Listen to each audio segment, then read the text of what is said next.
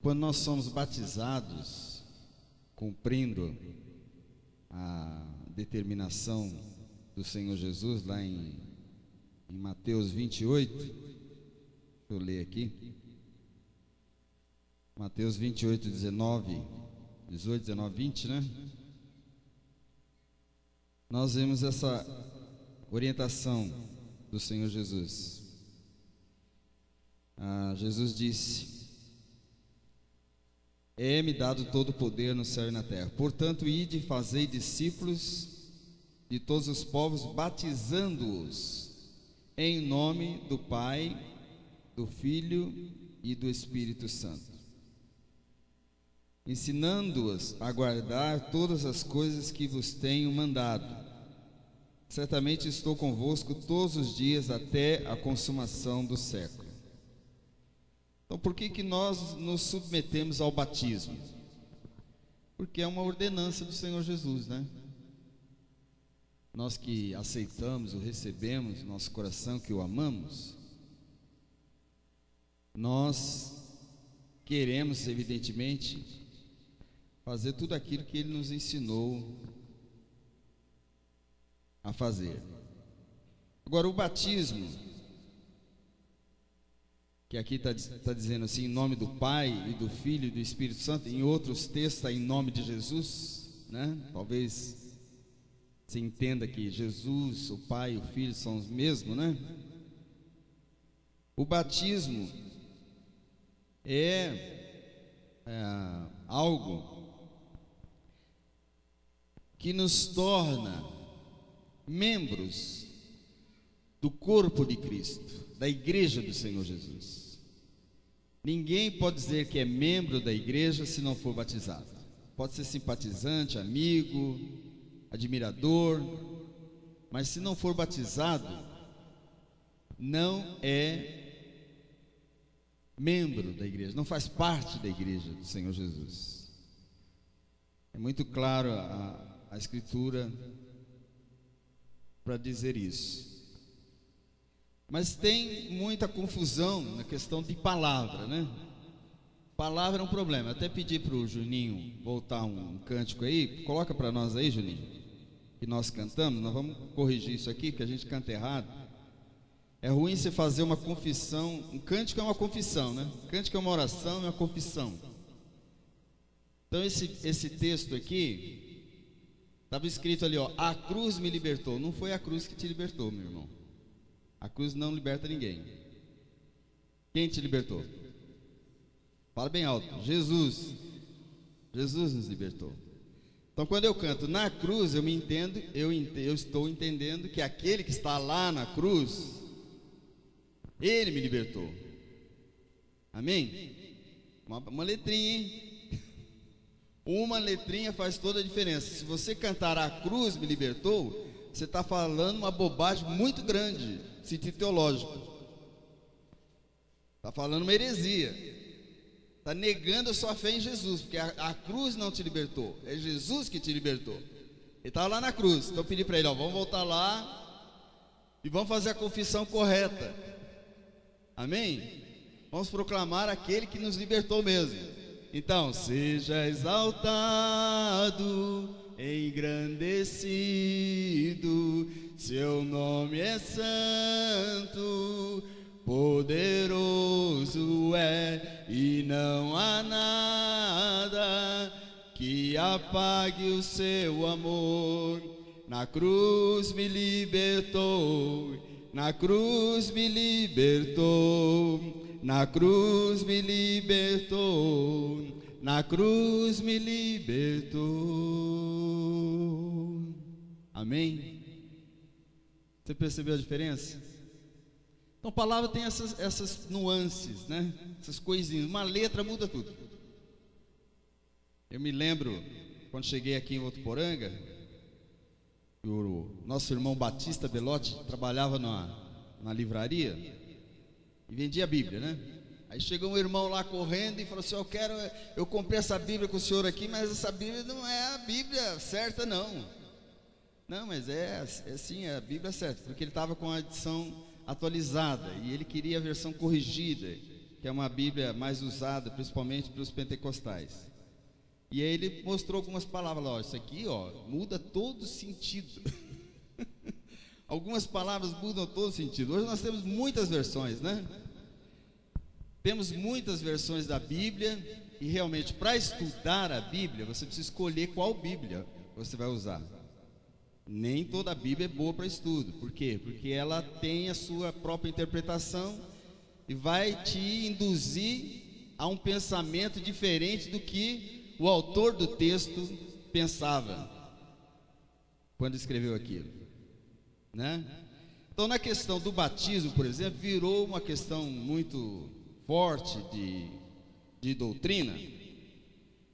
Por quê? Por causa de palavra. Porque a palavra batismo, literalmente no grego, significa imersão, mergulho, certo? Então a igreja, desde o início, que a gente tem notícia na história da igreja, como é que ela batizava os cristãos? Pegava a água e derramava na cabeça da pessoa. Isso por mais de 1500 anos um negócio desse. A forma do batismo sempre foi essa: pegar a água e batizar os cristãos, desde a igreja primitiva. Aí surgiu outros grupos, né, na Idade Média para cá, que questionou essa forma de batismo. Por quê? Por causa da palavra. A palavra batismo significa imersão. Então, como é que a pessoa vai, né, imergir na água se só joga a água assim na cabeça dela? Então a palavra aí induziu as pessoas a uma doutrina, né? E não quer dizer nada também, porque não é o batismo que nos salva. O batismo é uma ordenança do Senhor Jesus, que nos introduz no corpo, que faz, formaliza a nossa entrada no corpo de Cristo. Mas muitos morrerão sem ser batizados e serão salvos, porque a Bíblia diz lá em Efésios capítulo 2, vamos lá, vamos ver lá, Efésios capítulo 2.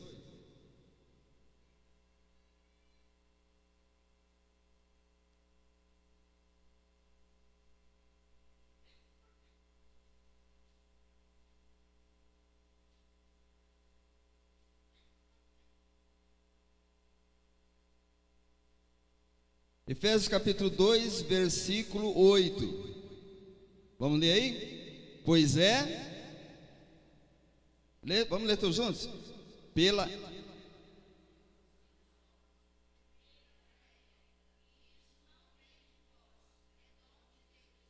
De novo.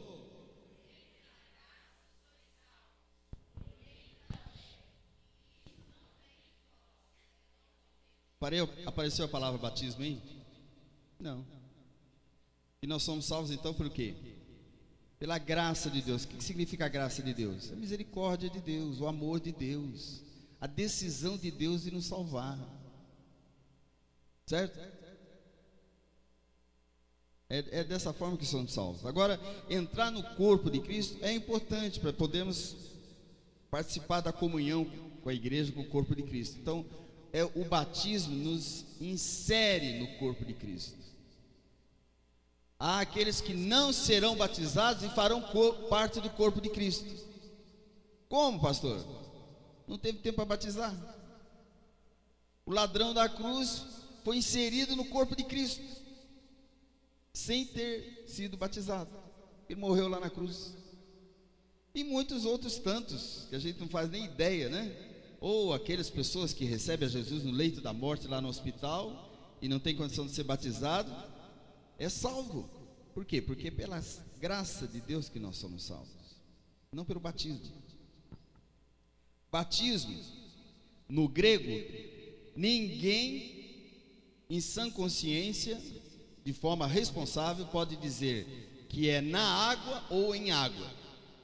As versões bíblicas, quando fala sobre batismo, coloca entre parênteses assim, na e em. Pode ser na ou pode ser em. Você escolhe a que você achar melhor. Batizar com mais água ou com menos água não vai fazer de você mais crente ou menos crente, mais abençoado ou menos abençoado. Absolutamente. Às vezes até a pessoa pode ser batizada com água e não entrar no corpo de Cristo, porque ela cumpriu às vezes um ritual, né, uma formalidade, mas de fato ela não participa do corpo de Cristo. Estão entendendo? Então a palavra batismo significa imersão. Pastor, como é que nós batizamos? Nós batizamos do jeito que você quiser, meu irmão. Água não falta para nós aqui. Se quiser entrar no tanque, nós temos um tanque bonito lá. Não precisa arrumar lá, aqui, mas tem. Mas, se nós pensarmos na lógica, né? Eu sempre falo assim: o nosso Deus é um Deus tão inteligente, tão precioso, tão sábio.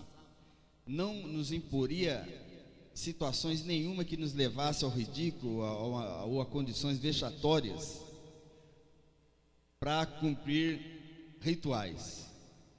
Então a gente vê grupos procurando um rio, por exemplo, para batizar, aquela água suja, cheia de esgoto, que hoje não tem mais rio sem esgoto, certo? Quem quer ser batizado aqui no Rio Tietê? Levanta a mão aí. Ninguém? Só se for aqui, né? No Tietê, aqui no Rio Grande aqui. E olha lá, hein? Outros tem que ter uma piscina, outros uma banheira, outros questão de roupa. O cara vai entrar com roupa e tudo lá, porque pelado não pode, então tem que pôr roupa. Então vai de roupa. Ou seja, há situações inexplicáveis que fogem à racionalidade e à inteligência e que já demonstram para nós que alguma coisa está errada. Então, o que está errado? Essa questão da interpretação da palavra. Mas ela tem um sentido muito profundo. Nós vamos ver. Eu até coloquei aqui no pesquisa da Bíblia aqui, do meu celular. Você pode fazer isso. Coloca lá, escreve lá, batizado, e você vai procurar todos os textos que falam a respeito disso, né? Por exemplo, 1 Coríntios 10, 2. Abra comigo aí, que hoje é estudo bíblico, gente. 1 Coríntios 10, 2. Quando Paulo está falando sobre a experiência de Israel, de sair lá do Egito, de Moisés e tudo mais, ele diz assim: irmãos, não quero que ignoreis que nossos pais estiveram todos debaixo da nuvem e todos passaram pelo mar. Versículo 2: todos foram batizados em Moisés, olha só, na nuvem e no mar. Como você explica essa palavra? Que a pessoa foi batizada em Moisés, na nuvem e no mar. Primeiro que no mar ninguém passou nadando, nem mergulhou, né? O pessoal passou a seco, ou mais ou menos seco. Molhado, molhou um pouquinho, mas não muito. E a nuvem? A nuvem está lá em cima.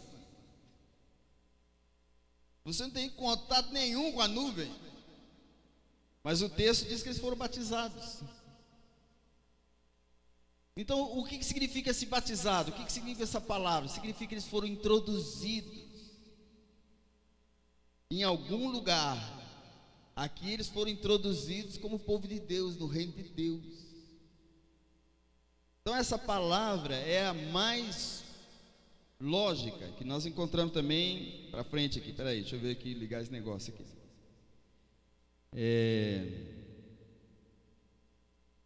1 Coríntios, para frente um pouquinho, 12, 13.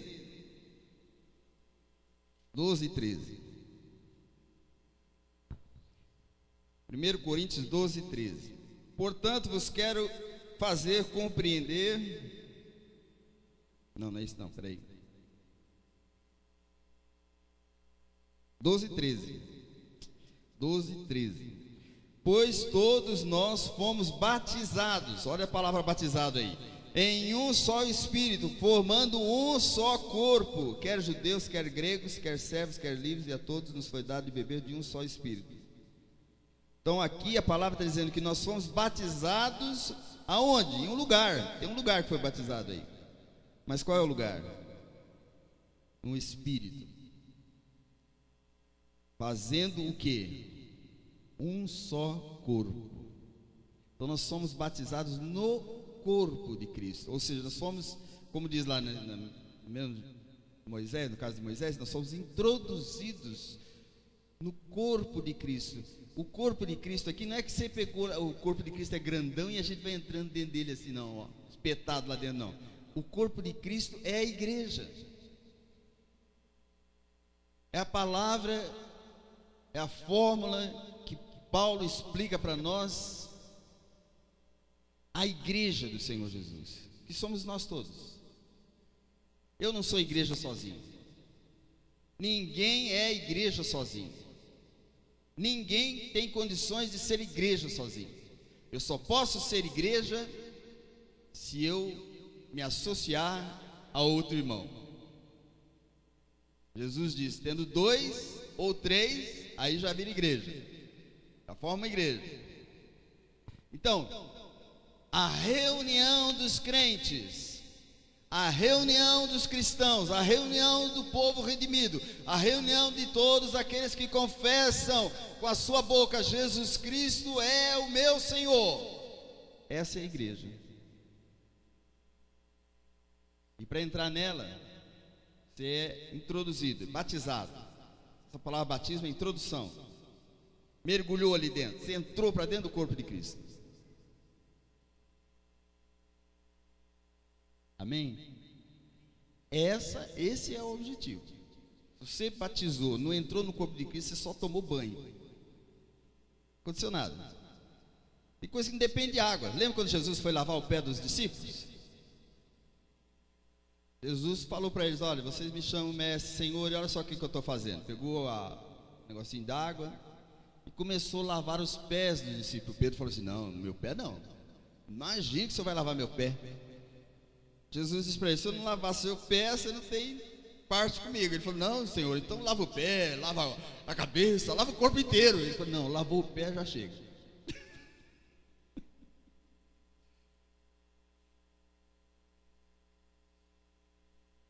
Por quê? Porque o objetivo era espiritual ali, não era dar banho na pessoa. Era mostrar ali aquela atitude de servo, atitude de humildade para os discípulos. Esse era o objetivo. Tem muita gente lavando o pé do outro aí, mas depois está carcando na orelha do cara. Então, perdeu tempo. Certo? Você vê que a gente nem tem essa cerimônia do lava-pés, né? Já foi dado o sinal, já foi dado o recado, já foi dado o ensino. Qual que é o ensino? Que aquele que quer ser grande tem que aprender a servir, tem que ser humilde. Esse é o recado. Agora a água não, a água, nossa, estamos livres para tomar banho de bolhas e qualquer coisa que quiser inventar. Não tem problema nenhum, não tem dificuldade nenhuma. Amém, irmãos? Então, Pedro fala sobre o batismo como uma demonstração da remoção de imundícia. Ele está falando de lavar, né? Mas lavar o quê? O corpo? Não, a consciência. Lavar a consciência já é uma outra leitura, já é um outro ensino. Amém? Então, cuidado com as palavras, não se confunda e não se deixe confundir e não perca a bênção por causa disso. Então, esse momento de ceia, momento de batismo, nós estamos recebendo com muita alegria aqui esse casal, a Thaís e o Gil. Nós vamos batizá-los e estou aproveitando essa oportunidade para compartilhar isso com a igreja. Mas não é só isso que eu quero compartilhar, não. Eu quero ir um pouquinho mais para frente, porque inclusive eles me perguntaram assim: quais são as regras da igreja, né? Eles estão entrando na igreja, são inteligentes. Nós temos uma constituição, viu? Se você não sabe, eu dou a cópia para você. Mas nós temos a constituição da igreja, como que diz a igreja constituída, quais são os oficiais da igreja, qual é a tarefa de cada um, que é uma igreja em célula, está lá, desde o início dos primórdios, desde a instituição da nossa igreja, está lá a constituição. Mas em relação às regras, porque a grande maioria da igreja tem muitas regras, a nossa regra é curta e simples. Não é grossa, não, é curta e simples. Tem que andar direito. Só isso. Amém? Tem que andar direito. E não é lógico que é importante, porque é um testemunho como cristão que você dá diante de todos. Por que entramos para a igreja? Porque somos chamados, porque somos vocacionados. Atos 1:8, ser-me-eis minhas testemunhas. Então esse é o nosso alvo, o nosso objetivo. O objetivo do Senhor em nos constituir seu povo é esse, que Ele tem um povo que o represente, que Ele tem um povo que proclame o seu evangelho, que fale do seu amor, que fale da sua bondade, que revele a sua justiça e que mostre a sua santidade e outros atributos mais que são bons. Amém? Então, nós não temos regra aqui. É o seguinte, esse dia você não pode comer isso. Não existe isso aqui. Gosta da carninha de porco? Faz mal, mas se quiser comer, pode comer, não tem problema não. Gosta de Coca-Cola? Faz mal também, mas se quiser beber, nada contra o Guaraná. Não tem problema nenhum. Quer cortar o cabelinho mais assim, corte. Sem problema nenhum. Ou seja, nós não somos aqui editores de moda. Nós não somos editores de moda. Nós estamos aqui para testemunhar do Senhor Jesus. Então, o que é importante para nós é que sejamos pessoas que possam representar bem o Senhor Jesus. Amém? Agora eu quero falar um pouco do outro lado, que é a vida cristã. Vocês estão lendo aí o livro de Juízes, e o livro de Juízes, né, foi um período aí, depois da morte de Josué, até que finalmente, uns 400 anos mais ou menos, eles resolveram constituir um rei sobre si. Então, a situação deles era mais ou menos assim.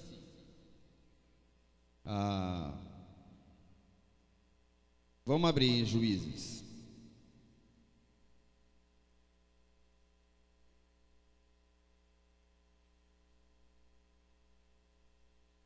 Não sei qual capítulo que vocês estão lendo. 15.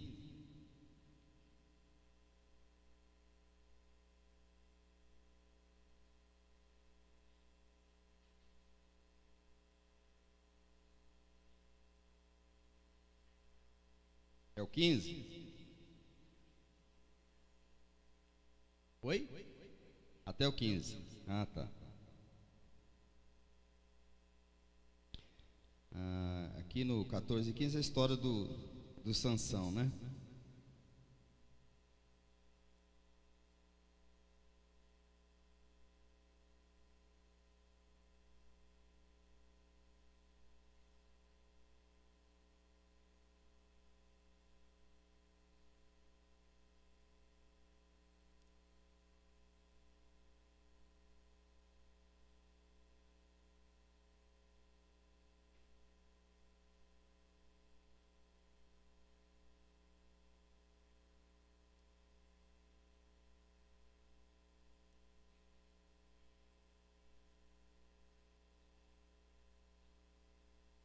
Então, o que vocês estão vendo aí na história dos juízes? vocês estão vendo que em determinado tempo, né, o povo estava sendo julgado por alguém e tal, aí essa pessoa morria, passava um tempinho, o povo já começava a praticar o mal, já se desviava do caminho do Senhor, certo? Então, aí que acontecia? Vinham os inimigos do povo do Senhor, vinha aquele povo contra Israel, e aí o povo começava a sofrer, era castigado, o pessoal roubava, o pessoal oprimia, o pessoal escravizava. Ninguém quer ficar numa situação dessa, né? Então, eles começavam a fazer o quê? Começavam a clamar ao Senhor. Começavam a clamar ao Senhor. E aí, Deus, na sua misericórdia, perdoava. E aí levantava outra pessoa para julgar o povo. E essa pessoa era usada por Deus, e então Deus fortalecia essa pessoa e fazia formar ali um exército, como no caso de Gideão, como no caso de Sansão, como é o caso de todos eles, né? Mas só para você colocar isso bem claro na sua mente, aqui em Juízes capítulo 4, tem diversos, aqui se eu for procurar todos aqui, vou gastar tempo. Mas Juízes capítulo 4 diz assim: os filhos de Israel tornaram a fazer o que era mal aos olhos do Senhor, depois da morte do juiz lá. Os filhos de Israel tornaram a fazer o que era mal aos olhos do Senhor. Então, o que significa isso? A gente olhando para a história, né? 400 anos de história, assim, você vai ver assim, se fosse fazer um gráfico, ia ser um negócio assim, ó, sobe, desce, sobe, desce. Apareceu o juiz, julgou o povo fez aliança com Deus, subiu. O juiz viveu, morreu, o povo tornou, olha o que diz o versículo: tornaram a fazer o que era mal perante o Senhor. Desce. Entenderam? É o chamado voo de galinha. Voo de galinha é isso. A galinha, né? Fala assim: eu vou dar agora eu vou voar. E ela toma um espaçozinho, começa a correr, bate as asas e ela tá voando, ai que legal, tá voando, mas só que dali a pouquinho ela começa, puf, desce de novo. Ninguém vê uma galinha andando aí pelo céu, né? Mas ela voa, sabia? Tem asa e voa. Mas esse voo não leva ela muito longe, não. O problema da humanidade é esse, queridos. O problema da humanidade é esse, é cíclico. É cíclico. Eu estava pensando esses dias, eu estava assim, viajando, né? Fizemos um trabalho esses dias aí, trabalhando com meu filho, viajando e olhando, assim, eu olhava uns moços assim na beira da pista e tal, eu olhava para as pessoas, eu olhava aqueles rostos daqueles jovens e pensava assim comigo: nossa, esses rostos me são tão familiares, que agora na minha idade, né? Eu já tenho gerações para contar, gente. Eu já passei por diversas gerações. Então eu olho aqueles rostos, aqueles jovens assim, e são tão familiares. E aí eu percebo o quê? Eu percebo que uma geração é igual a outra. São muito parecidos. Então talvez eu esteja vendo o neto de alguém ali, o filho de alguém, né? É a cara do pai, ou a cara do avô, ou a cara do bisavô. Então a humanidade é isso, ela vai reciclando, ela vai mudando assim, mas vem as mesmas carinhas, o mesmo jeito e as mesmas práticas, as mesmas coisas. Então a humanidade tem muito desse voo de galinha. E tem muito crente nesse voo de galinha, que é uma tristeza. É um pastor que ganhou um dinheirão, ele pregou um sermão chamado Águia ou Galinha. Você quer ser águia ou você quer ser galinha? Ganhou dinheiro o pastor lá, esqueci o nome dele. Linhares, Jorge Linhares. Você quer ser águia ou você quer ser galinha? Pode escolher, graças a Deus que pode escolher. Eu quero ser águia, eu não gosto desse muito de galinha não, porque esse negócio de subir e desce me deixa tonto. Eu prefiro ficar numa posição mais estável, que aí eu vou bem.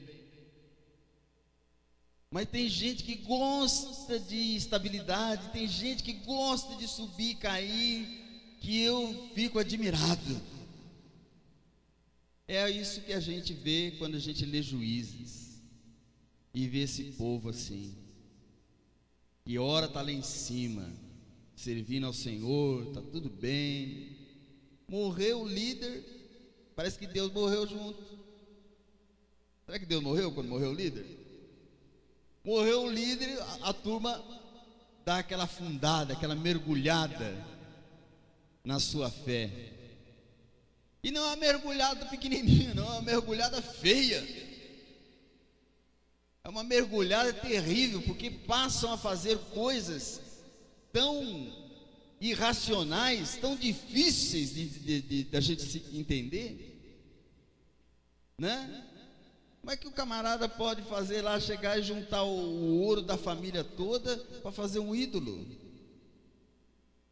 Ou como diz Isaías, ele corta uma árvore, tem lá o tronco da árvore, ele tem um tronco de uma árvore inteira. Então o que ele faz? Corta esse tronco pela metade. Metade do tronco, ele manda o artista fazer um ídolo. O artista vai lá, esculpe, faz um ídolo, ele bota lá na sala, ele fica se ajoelhando diante daquele ídolo que o artista fez. E a outra metade da madeira, do mesmo tronco, do mesmo material que ele fez o ídolo, ele põe na fogueira para esquentar a casa, para fazer comida no fogão. Meu Deus do céu, que coisa maluca. Na vida prática tem muito disso, tem muito crente que uma hora está uma beleza, está servindo o Senhor, está firme na obra de Deus, oh glória a Deus, aleluia, orando em línguas e tal, fazendo a obra de Deus, maravilhoso. No outro dia, o que foi, irmão? Irmão, perdi a fé, caí na fé, estou desanimado. O que é isso? O que é isso? É o voo galinha, é o crente galinha, crente que só vive ciscando dali para cá, de lá para cá. De vez em quando ele dá uma voadinha, né? Enquanto está o cartão de crédito na mão, ele vai voando. A hora que chega a fatura, desce. Não é não? Então, é importante nós sermos batizados, entrarmos no corpo de Cristo, mas é importante também nós aprendermos a viver a vida que Cristo quer que nós vivamos. Muito importante. É importante para o nosso sucesso, para sermos bem-sucedidos na vida, para que Deus nos abençoe, Deus esteja conosco.